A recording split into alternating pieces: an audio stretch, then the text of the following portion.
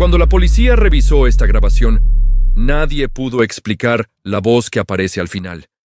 Imagina un lugar congelado en el tiempo, casas amuebladas, platos en la mesa, juguetes abandonados en medio de una partida. Un pueblo entero, intacto, pero sin un alma a la vista. Esto no es una película de ciencia ficción. Es la historia real y desconcertante de Peñafría, un pequeño pueblo español que, en los años 90, se vació de la noche a la mañana. Las calles, las casas, la iglesia, todo quedó como si sus habitantes simplemente se hubieran desvanecido en el aire. Pero no fue el tiempo lo que se detuvo. Fue algo mucho más extraño. Nos situamos en Peñafría, un enclave aislado en la profundidad de las montañas de Soria. En el año 1993, las 30 familias que componían su población fueron evacuadas en menos de 48 horas. La versión oficial, la que se dio a la prensa y al público, hablaba de un inminente riesgo geológico, un posible deslizamiento de tierra que amenazaba con sepultar el pueblo. Una explicación lógica, casi demasiado conveniente. Pero los rumores, los susurros que se quedaron flotando entre los muros de piedra, contaban una historia completamente diferente. Los periódicos de la época apenas le dedicaron unas pocas líneas, un suceso local, sin mayor trascendencia. Pero pensemos un momento, ¿por qué evacuar un pueblo entero con semejante urgencia y bajo un velo de secretismo tan denso?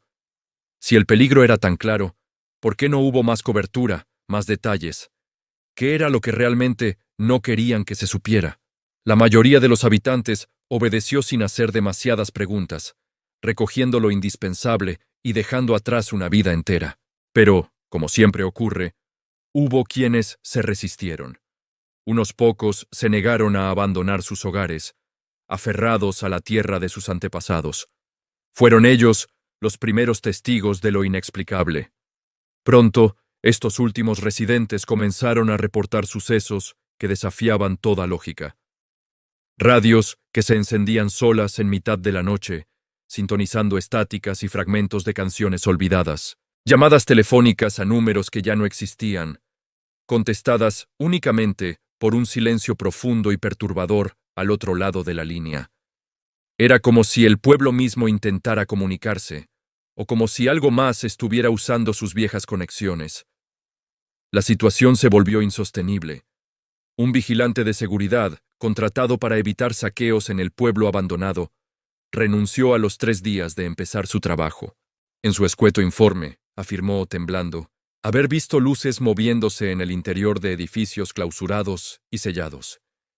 Figuras fantasmales que se asomaban a las ventanas vacías y luego desaparecían. No pudo soportarlo más. Nadie quiso ocupar su puesto.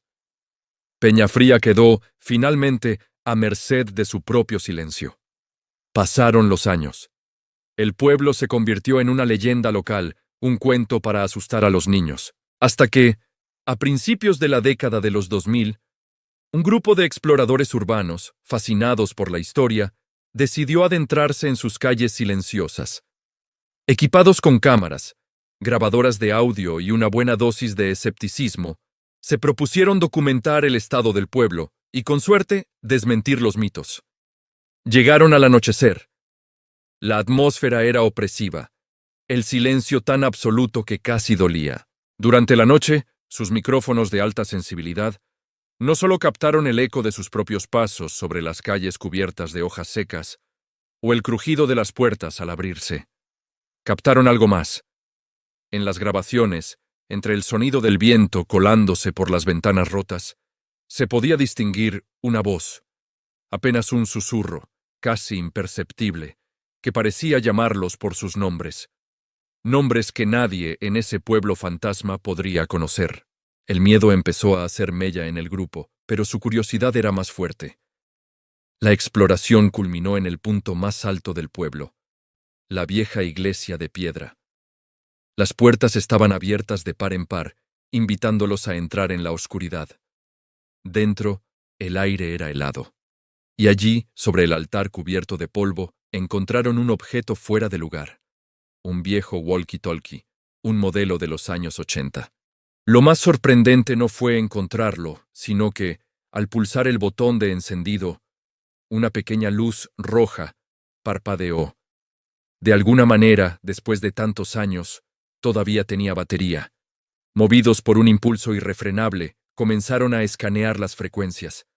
La mayoría eran ruido blanco, estática pura, pero entonces, en un canal específico, encontraron algo, una transmisión, débil, distorsionada por los años y la distancia, pero inconfundible, un mensaje que se repetía en un bucle infinito. Y la voz helaba la sangre. Era una voz infantil, clara a pesar de la interferencia, diciendo una y otra vez la misma frase. No nos encontraron. No nos encontraron.